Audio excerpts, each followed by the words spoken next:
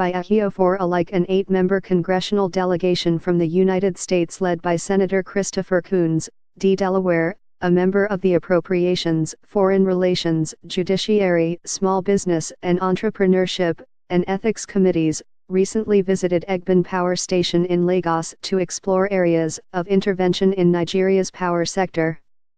Other members of the delegation, accompanied by the U.S. Ambassador to Nigeria, Stuart Symington, are Senator Gary Peters, D. Michigan, Senator Michael Bennet, D. Colorado, Representative Lisa Blunt Rochester, D. Delaware, Representative Terry Sewell, D. Alabama, Representative Charlie Dent, R. Pennsylvania, Representative Barbara Lee, D. California, and Representative Frederica Wilson, D. Florida.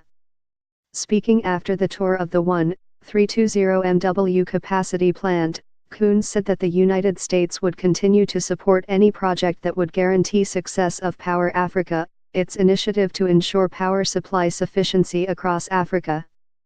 Power Africa seeks to bring together experts, private sector and governments from around the world to work in partnership to increase the number of people with access to power.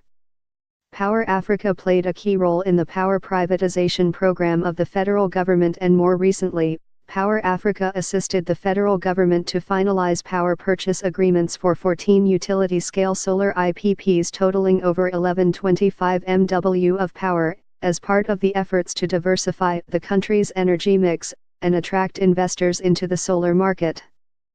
Coons said the United States would also continue to support Nigeria's economic growth and development, adding that the delegation visited the power station to see the investments and the work you are doing here and to see the significant improvement in performance and efficiency, so as to better understand what are your challenges, what are your actions.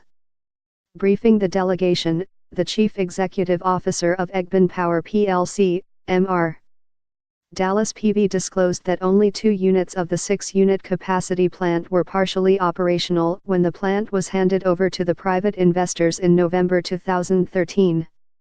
He added that the plant also had an excess of 1,000 employees, most of whom were aging experienced workforce, who were approaching retirement. According to him, the company's administrative building was also unsafe, in a dilapidated state, and a very bad occupational environment that was not conducive for productivity. PV also added that the employee staff housing complex and community center was closed as a result of its uninhabitable state. The Egbin CEO also stated that the major spares necessary for plant operation and for preventive maintenance were unavailable, while materials in inventory warehouse were poorly stored and largely obsolete.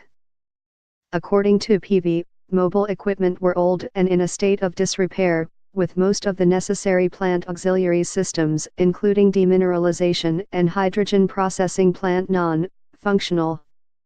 PV noted that, though the new investors have rehabilitated the plant and restored generation to its 1.320 MW installed capacity, most generating companies in the country are highly constrained by the debt burden.